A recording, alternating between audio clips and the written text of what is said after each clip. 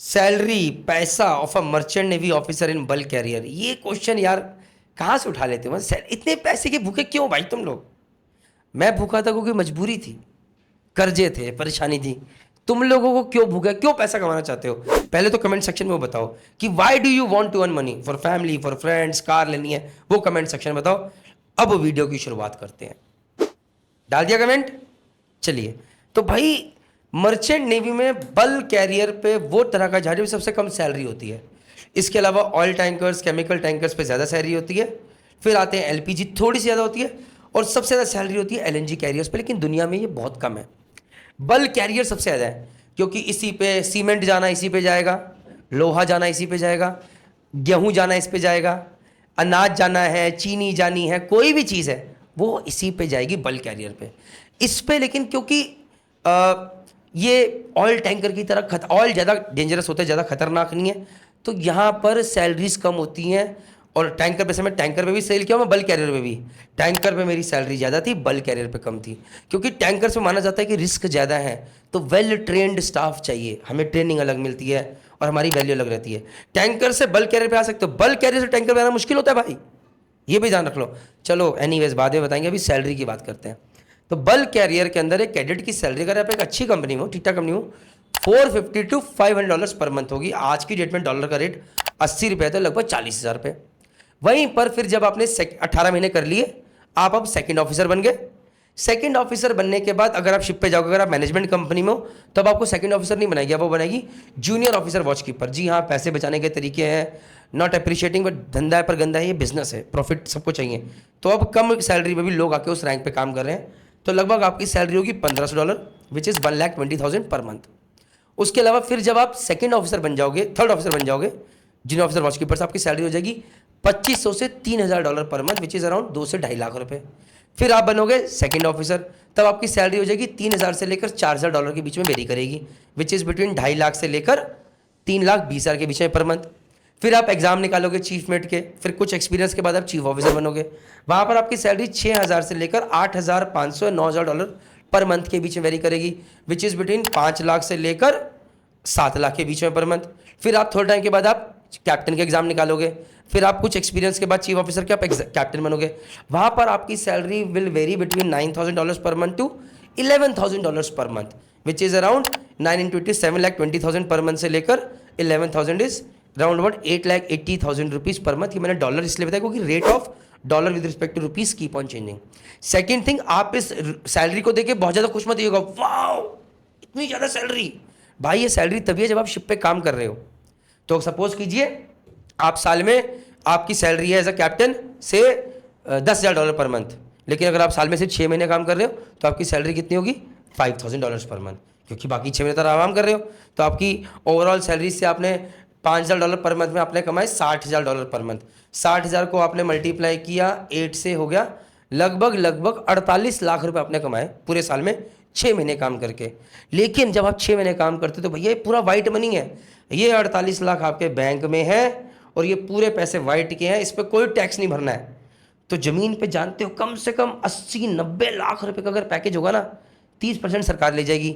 फिर दुनिया भर की कंपनियां फालतू के बोनस दिखाती हैं, ये बोनस वो भी कट जाएगा। शायद 90 लाख अगर आपका एनुअल पैकेज जो है 1 करोड़ का पैकेज होगा, तो शायद ये 48 लाख आपके हाथ में आएंगे, जो कि आप बैंक में डाल सकते हो, गाड़ी दे सकते हो।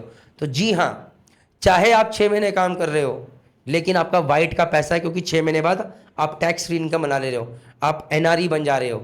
तो मर्चेंट नेवी में पैसा है, इज्जत का पैसा है, टैक्स फ्री पैसा है, कोई टेंशन देने वाला नहीं है, पूरा वाइट मनी है। और साथ साथ वो जो 6 महीने आप घर पे हो, आप चाहो तो बिजनेस करो, आप चाहो तो कुछ और करो। और जी हाँ, जिंदगी भर नौकरी करने की भी जरूरत नहीं है। मजे की बात, कुछ टाइम नौकरी करो, बन जाओ कप्तान, अपना बिजनेस शुरू कर दो। नहीं तो श्योर जॉब पे भी बहुत सारी अपॉर्चुनिटीज है, मतलब जमीन पे भी मर्चेंट नेवी वालों के लिए बहुत सारी अपॉर्चुनिटीज है। शिपिंग कंपनी में है, सिंगापुर में, हांगकांग में, दुबई में, जिंदगी भर सेलिंग करने के लिए बोल रहे। बिजनेस करोगे तो घर परिवार में अपने माता पिता के साथ रहोगे, ये भी बोल रहे हैं। तो merchant navy is not a bad option.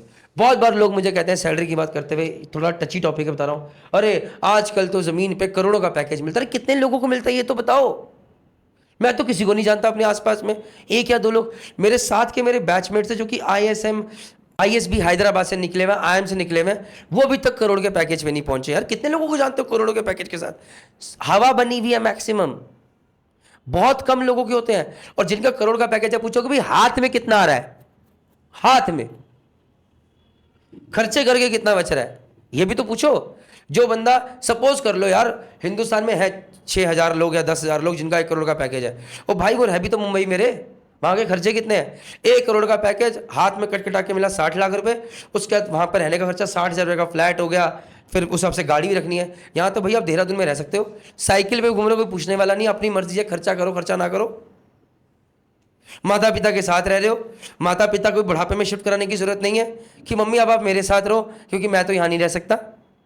तो मर्चेंट नेवी में जहाँ पर एक तरफ बहुत दिक्कतें हैं, हमें परिवार से दूर रहना पड़ता है, जहाँ पर एक तरफ दिक्कत है कि भैया हमें बहुत काम करना पड़ता है, जहाँ पर दिक्कत है कि हम गर्मी सर्दी नहीं देख सकते, जहाँ पर एक दिक्कत है कि घर में कोई इमरजेंसी आ जाए तो हम नहीं पहुँच सकते, बट वहीं पर फ़ायदा ये है कि जब हम घर पे होते हैं तो हम उस टाइम घर पे होते हैं।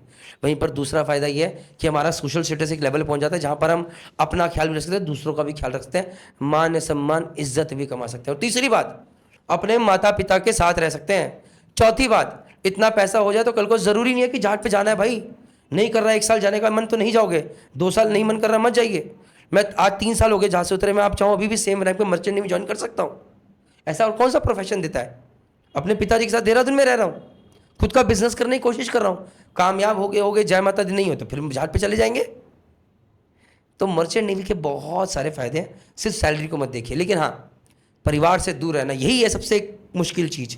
इसलिए मैं सबसे कहना चाहूँगा, जब तक शादी नहीं हुई, बच्चा नहीं होता, दबा के सेलिंग करो, फटाफट पैसा बनाओ, उसे सही जगह इन्वेस्ट करो। वो भी बताऊंगा आने वाले टाइम में। मेरा एक और यूट्यूब चैनल है मर्चेंट नेवी डिकोडेड, वहाँ पर आपको पूरी गाइडेंस दूंगा कि कैसे इन्वेस्ट करना है। म्यूचुअल फंड में कीजिए, स्टार्टिंग से शुरू कीजिए ताकि आप कंपाउंडिंग करें और कंपाउंडिंग में आप बहुत आगे तक पहुँच जाए कि कल को अगर 40 साल की नौकरी छोड़नी तब भी छोड़ के करोड़ों का पैसा फंड बना के बैठे और पैसा अपने आप मल्टीप्लाई कर रहा है। सो ये सब आपके साथ शेयर करूँगा। बट हाँ, फिर भी कोई डाउट है मर्चेंट ज्वाइन करने से पहले तो आप प्लीज़ नीचे दिखे हुए नंबर पर कॉन्टैक्ट कीजिए और JMD अकेडमी की टीम आपकी हेल्प करेगी, आपको काउंसिल करेगी। अगर आप मर्चेंट नेवी ज्वाइन करना चाहते हैं और क्लास 12 के स्टूडेंट हैं, और अगर आप क्लास 12 के स्टूडेंट नहीं हैं लेकिन फिर भी मर्चेंट नेवी ज्वाइन करना चाहते हैं, तो जी हाँ, मेरा एक और यूट्यूब चैनल है मर्चेंट नेवी डिकोडेड, उसे सब्सक्राइब कीजिए, वहाँ पर आपको सारी जानकारी मिलेगी। Take care, bye.